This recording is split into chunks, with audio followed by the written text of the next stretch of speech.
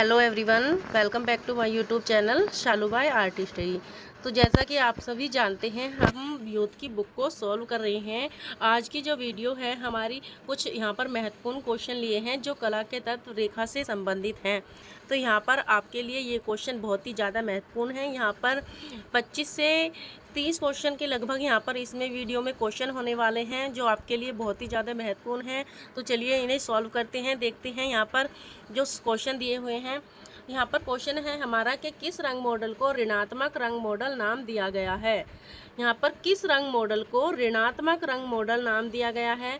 RGB रंग model को सूचकांक रंग मॉडल, CMYK रंग मॉडल या HSL रंग मॉडल। तो जो ऋणात्मक रंग मॉडल नाम दिया गया है वो CMYK जो रंग मॉडल होता है उसे ऋणात्मक रंग मॉडल नाम दिया गया है। CMYK रंग मॉडल को ऋणात्मक रंग मॉडल नाम दिया गया है। तो सी ऑप्शन यहाँ पर आपका सही हो जाएगा।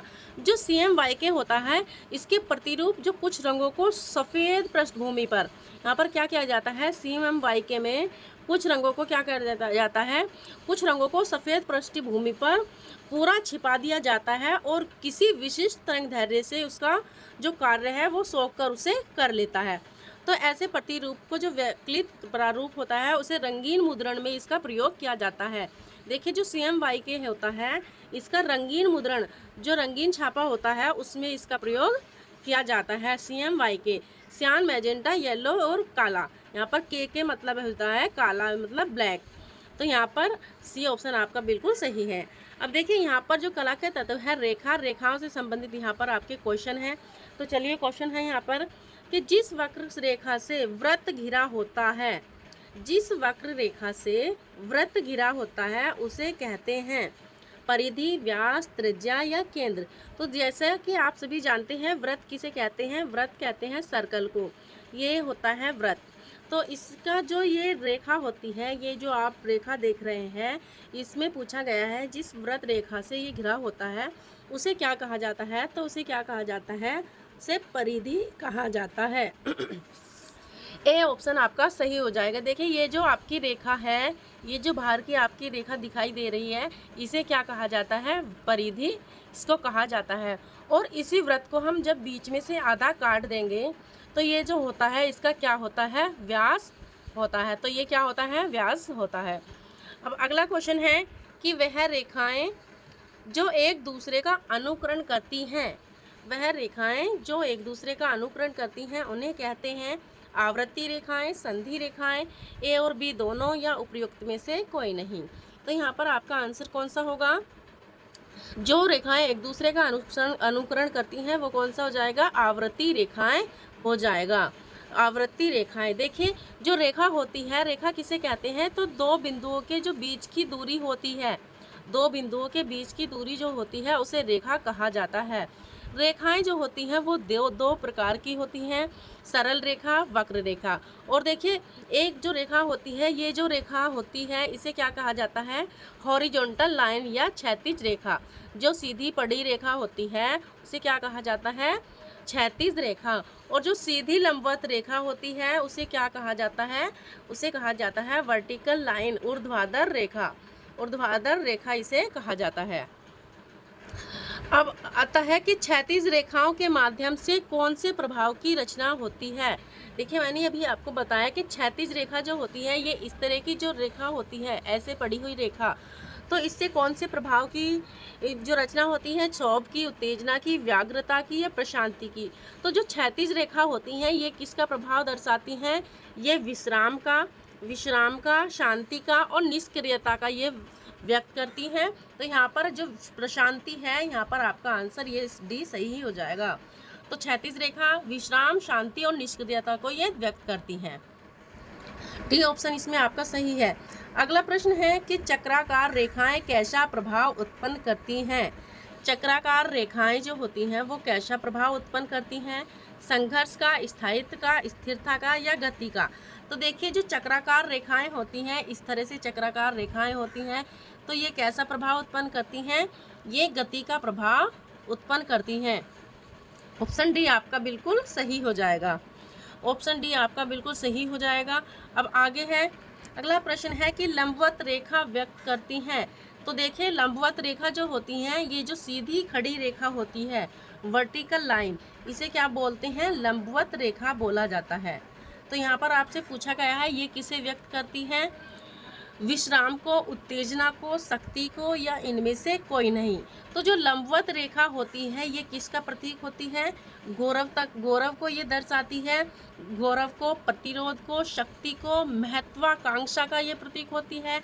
महत्वाकांक्षा, ईमानदारी, संयम, कठोरता को ये व्यक्त करती हैं और शक्ति को व्यक्त करती हैं। तो यहाँ पर आपका जो आंसर हो जाएगा बी ऑप्शन यहाँ पर सही हो जाएगा। आपको ध्यान रख लेना है कि जो लंबवत रेखा होती है वो किसको व्यक्त करती है? तो प्रतिरोध, महत्वाकांक्षा, गौरवता का ये प्रतीक होती है, शक्ति का प्रतीक होती हैं। ऑप्शन बी यहाँ पर आपका सही हो जाएगा। अब अगला प्रश्न है कि वृत्त की परिधि पर, जो वृत्त की परिधि होती है, अभी आपको बताया जो ये होता है, ये वाली लाइन, इसकी परिधि पर स्थित किन्हीं दो बिंदुओं को मिलाने वाली रेखा कहलाती है। तो यहाँ पर जो ये परिधि है और इस पर जो दो बिंदु हैं, इन्हें जो मिलाने वाली रेखा होती है क्या कहलाती है? वृत्तखंड, केंद्र, व्यास या जीवा। तो उसे क्या कहा जाता है? उसे जीवा कहा जाता है। जीवा उसे कहा जाता है। जीवा जो है वृत्त को, ये होता है, देखिए ये जो होता है, जो बीच में से होता है, ये होता है व्यास, और जो ये होता है ये क्या कहलाता है? ये जीवा कहलाता है। यहाँ पर एक बिंदु हो गया और यहाँ पर, तो ये रेखा जो होती है ये क्या कहलाती है? जीवा कहलाती है। अगला प्रश्न है कि तिरछी रेखाएं किस भाव को व्यक्त करने के लिए प्रयुक्त होती हैं? जो तिरछी रेखाएं होती हैं, स्थिरता को, गति को, उद्दीपमान को, या व्याकुलता को। तो जो तिरछी रेखाएं होती हैं वो किसे व्यक्त करती हैं? वो व्याकुलता को प्रकट करती हैं, व्याकुलता को। ऑप्शन डी आपका बिल्कुल सही हो जाएगा। अगला प्रश्न है कि क्षैतिज रेखा घोतक है। क्षैतिज रेखा घोतक है नाटकीयता का, सक्रियता का, निश्चलता का, या इनमें से कोई नहीं। तो जो क्षैतिज रेखा होती है वो किस किस का प्रतीक होती है? मैंने अभी आपको बताया कि क्षैतिज रेखा विश्राम का, शांति का, निष्क्रियता का, निश्चलता का, ये घोतक होती है। तो ऑप्शन बी यहाँ पर आपका सही हो जाएगा, ऑप्शन बी। तो इसमें आपको ध्यान रख लेना है विश्राम, शांति, निष्क्रियता, ये इसका घोतक होती हैं। तो यहाँ पर आपको ये चीज़ें ध्यान रख लेनी है। आपका इससे संबंधित एक क्वेश्चन जरूर बनता है। अगला प्रश्न है कि औजारों से खींची गई रेखा होती है, औजारों से जो रेखा खींची जाती है वो कैसी होती है? कठोर, लचीली, कोमल, या इनमें से कोई नहीं। तो जो औजारों से खींची गई रेखा होती है वो कैसी होती है? कठोर होती है, क्योंकि वहाँ पर जो औजारों से जो रेखा खींची जाती है उसमें एक जैसा बल होता है, एक जैसे स्थान पर मोटाई होती है, एक जैसी ही वो गहराई दिखाई देती है। तो यहाँ पर ये कठोर रेखा हो जाती है। तो यहाँ पर ए ऑप्शन आपका बिल्कुल सही हो जाएगा। अगला प्रश्न है कि सेट स्क्वायर का प्रयोग किया जाता है। सेट स्क्वायर का प्रयोग किसमें किया जाता है? खेलने में, कोण मापने में, समांतर रेखाएं खींचने में, या उपयुक्त में से कोई नहीं।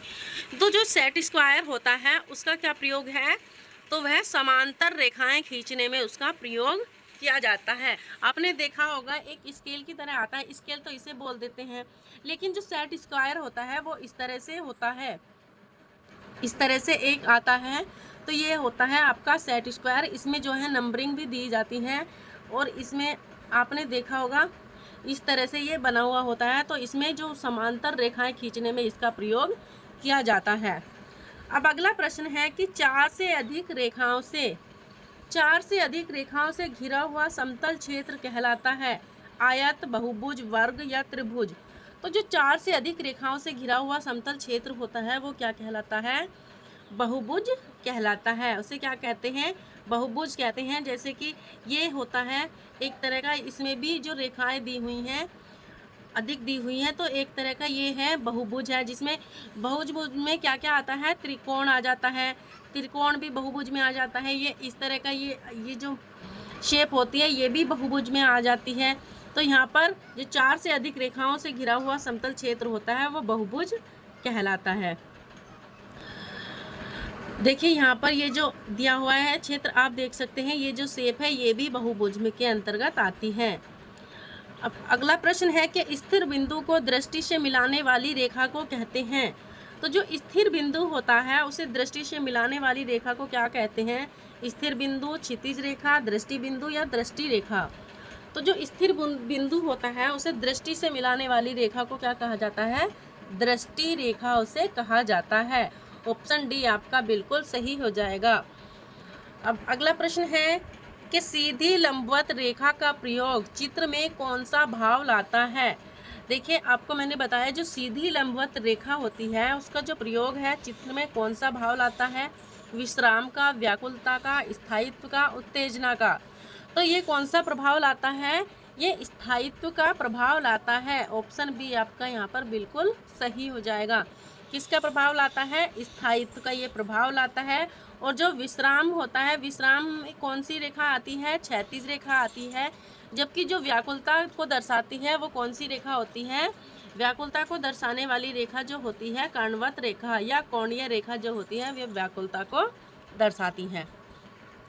आगे है कि एक चित्र में क्षितिजीय रेखा क्या दर्शाती है? क्षितिजीय रेखा, देखिए आपसे पूछा गया क्षितिजीय रेखा व्याकुलता, गति, शांति या अस्थिरता। तो जो क्षितिजीय रेखा होती है वो कैसी होती है?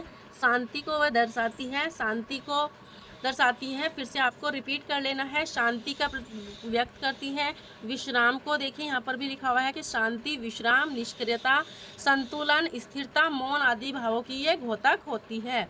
कौन सी लाइन? सीधी पड़ी लाइन या हॉरिजॉन्टल लाइन।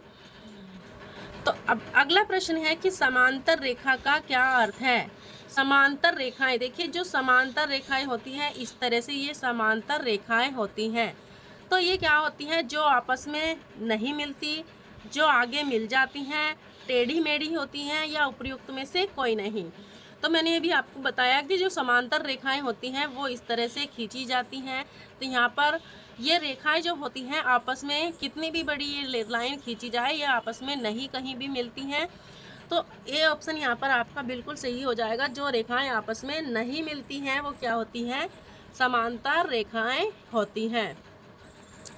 अगला प्रश्न है कि एक समकोण त्रिभुज की लंब भुजा को, एक समकोण त्रिभुज की लंब भुजा को अक्ष बनाकर घूर्णन करने से क्या बनता है? गोला, बेलन, शंकु, वर्ग। तो एक त्रिभुज होता है उसका अक्ष बना लिया जाता है। उसका जब घूर्णन करेंगे तो वो किसी भी तरह से घूम जाएगा तो उससे क्या प्राप्त होगा? एक तरह का शंकु ही उससे बनेगा। तो यहाँ पर ऑप्शन सी आपका बिल्कुल सही हो जाएगा। इसका कोण जो होता है कितने डिग्री का होता है? 90 डिग्री का इसका कोण होता है, 90 डिग्री का। अब आगे, रेखा जो उत्तेजना, शक्ति और गति को दर्शाती हैं। रेखाएं जो उत्तेजना, शक्ति और गति को दर्शाती हैं। चक्राकार रेखाएं, सीधी पड़ी हुई रेखाएं, कर्णवत रेखाएं, कोणीय रेखाएं। तो यहाँ पर जो उत्तेजना, शक्ति और गति को दर्शाती है कौन सी रेखाएं होती हैं? वो चक्राकार रेखाएं होती हैं। ऑप्शन ए आपका बिल्कुल सही है, ऑप्शन ए। अब अगला प्रश्न है कि स्थिर बिंदु को दृष्टि से मिलाने वाली रेखा, स्थिर बिंदु को दृष्टि से मिलाने वाली रेखा, देखिए फिर से रिपीट हो रहा है ये क्वेश्चन। तो यहाँ पर आपका कौन सा आंसर हो जाएगा? क्षितिज रेखा, दृष्टि रेखा, क्षैतिजवत रेखा, दृष्टि रेखा। तो जो स्थिर बिंदु को दृष्टि से मिलाने वाली रेखा होती है वो कौन सी होती है? दृष्टि रेखा कहलाती है। ऑप्शन डी आपका सही हो जाएगा। अगला प्रश्न है कि एक वृत्त के व्यास और उसकी त्रिज्या में अनुपात होता है 1:2, 1:4, 2:1 या 4:1। तो जो एक वृत्त का व्यास होता है उसकी जो त्रिज्या होती है उसमें जो अनुपात होता है वो कितना होता है? 2:1 होता है, 2:1। ऑप्शन बी आपका बिल्कुल सही हो जाएगा। अब अगला प्रश्न है कि परस्पर दो बिंदुओं के बीच की दूरी को कहते हैं। देखिए बिल्कुल आसान सा क्वेश्चन है। यहाँ पर सीधा सा आपसे पूछा गया है कि दो बिंदुओं के बीच की जो रेखा होती है उसे क्या कहते हैं? तो आप बिल्कुल जानते हैं जो रेखा इसे कहा जाता है। ऑप्शन सी आपका बिल्कुल सही हो जाएगा। दो बिंदुओं के बीच की दूरी को रेखा कहा जाता है। अब अगला प्रश्न है कि क्षैतिज रेखाएं किस प्रकार का भाव उत्पन्न करती हैं? व्याकुलता, शांत, अशांत या गति में। देखिए रिपीटेड क्वेश्चन है, 36 रेखाएं कौन सा भाव व्यक्त करती हैं? तो यह शांत भाव को व्यक्त करती हैं। ये विश्राम की प्रतीक होती हैं, निश्चलता निष्क्रियता को ये दर्शाती हैं। अब अगला प्रश्न है कि ऋजु कोण कौन सा है? तो ऋजु कोण जो होता है 80 डिग्री का होता है, 90 डिग्री का होता है, या 180 डिग्री का होता है, या 450 डिग्री का होता है। तो जो ऋजु कोण होता है वो कौन सा होता है? 180 डिग्री का होता है, 180 डिग्री का। ऑप्शन बी आपका बिल्कुल यहाँ पर सही हो जाएगा। अब अगला प्रश्न है कि एक आकृति के किनारों को कहा जाता है, एक आकृति के किनारों को कहा जा सकता है, क्या कहा जा सकता है? बाह्य रेखा, घन, वृत्त या वक्र। तो एक आकृति, कोई भी आकृति है आप ले लीजिए, ये जो आकृति है तो इसके जो किनारे होते हैं इन्हें क्या कहा जाएगा? बाह्य रेखा इन्हें कहा जाएगा। ऑप्शन ए आपका बिल्कुल यहाँ पर सही हो जाएगा, बाह्य रेखा। अगला प्रश्न है कि रेखाओं के कितने प्रकार होते हैं? रेखाओं के कितने प्रकार होते हैं? खड़ी रेखाएं होती हैं, चक्राकार रेखाएं होती हैं, सीधी पड़ी हुई रेखाएं होती हैं, या ये सभी? तो आप सभी जानते हैं कि रेखाएं जो यहाँ पर बताई गई हैं, खड़ी रेखा भी होती हैं, चक्राकार रेखाएं भी होती हैं और सीधी पड़ी हुई रेखाएं भी होती हैं। तो ऑप्शन डी आपका बिल्कुल सही हो जाएगा, सभी आंसर आपका हो जाएगा। अगला प्रश्न है कि दो बिंदुओं के बीच की दूरी को कहा जाता है। दो बिंदुओं के बीच की दूरी को, देखिए फिर से ये क्वेश्चन पूछ लिया गया है, तो आपका ऑप्शन डी यहाँ पर बिल्कुल सही है। दो बिंदुओं के बीच की दूरी को रेखा कहा जाता है। अगला प्रश्न है कि चित्र के लिए सबसे महत्वपूर्ण घटक है, चित्र के लिए सबसे महत्वपूर्ण घटक कौन सा है? अच्छा कागज और अच्छा कलम, अच्छा दृश्य, अच्छा संयोजन या अच्छा रेखांकन। तो जो चित्र के लिए सबसे महत्वपूर्ण घटक होता है वो क्या होता है? अच्छा रेखांकन होता है। ऑप्शन डी आपका बिल्कुल यहाँ पर सही हो जाएगा। अब इसका डिस्क्रिप्शन देख लेते हैं कि चित्र के लिए जो सबसे महत्वपूर्ण घटक है वो क्या है? अच्छा रेखांकन होता है। और जो भारतीय चित्रकला है, भारतीय चित्रकला कैसी है? वो रेखा प्रधान कला है। भारतीय कला धर्म प्रधान कला है। चित्र में रेखा जो है आकृति को रूप देती है, प्रभाव पैदा करती है, चित्र को उभारती है। और भारतीय चित्रकला में रंग के साथ, जो भारतीय चित्रकला है उसमें रंग के साथ रेखा का महत्व है। आगे देखते हैं जो भारतीय अलंकरण की प्राचीन विशेषता। देखिए जो भारतीय अलंकरण है उसकी जो प्राचीन विशेषता है क्या है? रेखा ही मानी गई है। जो प्रागैतिहासिक काल में जो चित्र बनाए गए हैं वो किससे बनाए गए हैं? तो रेखा को ही महत्व देकर वो चित्र उकेरे गए हैं। तो यहाँ पर ये रेखा है। अब रेखाओं द्वारा भाव प्रदर्शन, देखिए यहाँ पर डायरेक्ट टैग से क्वेश्चन पूछा जा सकता है कि रेखाओं द्वारा भाव प्रदर्शन किस शैली की विशेषता है? तो रेखाओं द्वारा भाव प्रदर्शन अजंता शैली की विशेषता है। जो प्रागैतिहासिक कालीन चित्र हैं उनमें रेखा का महत्व है। चित्र में प्राण जो आता है किससे आता है? वो लय से आता है। अब है कि अलंकारिक आलेखन जो बनाए जाते हैं वो किन रेखाओं द्वारा बनाए जाते हैं? तो अलंकारिक आलेखन लयात्मक रेखाओं द्वारा बनाए जाते हैं, लयात्मक रेखाओं द्वारा। और जो समानांतर किसे कहते हैं? तो एक ही दिशा में बढ़ाई गई दो रेखाएं जो किसी भी स्थान पर नहीं मिलती। देखिए ऐसे इस तरह की जो रेखाएं होती हैं, एक ही दिशा में जो दो रेखाएं बढ़ाई जाती हैं या बनी जाती हैं वो क्या होती हैं? समानांतर रेखाएं कहलाती हैं। तो ये जो रेखाएं होती हैं किसी भी स्थान पर नहीं मिलती हैं। अब अगला प्रश्न है कि रेखाएं जो उत्तेजना, शक्ति और गति को दर्शाती हैं क्या कहलाती हैं? चक्राकार रेखाएं, सीधी पड़ी हुई रेखाएं, कणवत रेखाएं या कोणीय रेखाएं। तो जो रेखाएं उत्तेजना, शक्ति और गति को दर्शाती हैं वो कौन सी कहलाती हैं? चक्राकार रेखाएं कहलाती हैं। ऑप्शन ए आपका बिल्कुल सही हो जाएगा। अब अगले प्रश्न की ओर बढ़ते हैं कि किसी वस्तु, व्यक्ति या क्षेत्र को, किसी वस्तु, व्यक्ति या क्षेत्र को जिससे बाहरी रेखाओं से प्रस्तुत किया जाता है उसे डैश कहा जाता है, कहते हैं। आकार, मेल करना, स्वरूप या अवस्था। तो उसे क्या कहा जाता है? किसी वस्तु या व्यक्ति का क्षेत्र को जिससे बाहरी रेखाओं से प्रस्तुत किया जाता है उसे क्या कहा जाता है? आकार उसे कहा जाता है। ऑप्शन ए आपका बिल्कुल सही हो जाएगा। अगला प्रश्न है एक लयबद्ध रेखा है, सीधी है, घुमावदार है, क्षैतिज है या इनमें से कोई नहीं है। तो आप सभी जानते हैं जो लयबद्ध रेखा होती है वो कैसी होती है, घुमावदार होती है। ऑप्शन सी आपका बिल्कुल सही है।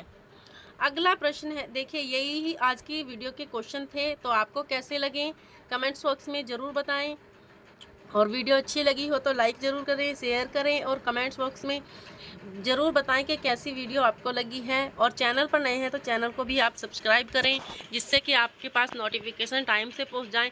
और देखिए अपनी पढ़ाई को अच्छे से करिए। एग्ज़ाम होगा 2023 में ही एग्ज़ाम होगा। आप सिर्फ सभी काम को करने के साथ साथ आप अपनी पढ़ाई पर भी फोकस करें। देखिए पढ़ाई करना जो होता है एक हमारा लक्ष्य होता है। देखिए सबसे जो ज़्यादा बेरोजगारी है वो किस में है, जो पढ़े हुए छात्र हैं, पढ़े हुए जो स्टूडेंट्स हैं, उन्हें ही सबसे ज़्यादा बेरोजगारी है। देखिए यहाँ पर बेरोजगारी की, वैसे तो बेरोजगारी की यहाँ पर कमी नहीं है, लेकिन जो बेरोजगार इंसान है वो पढ़ा लिखा इंसान ही बेरोजगार फिर रहा है। तो ऐसा करिए अपनी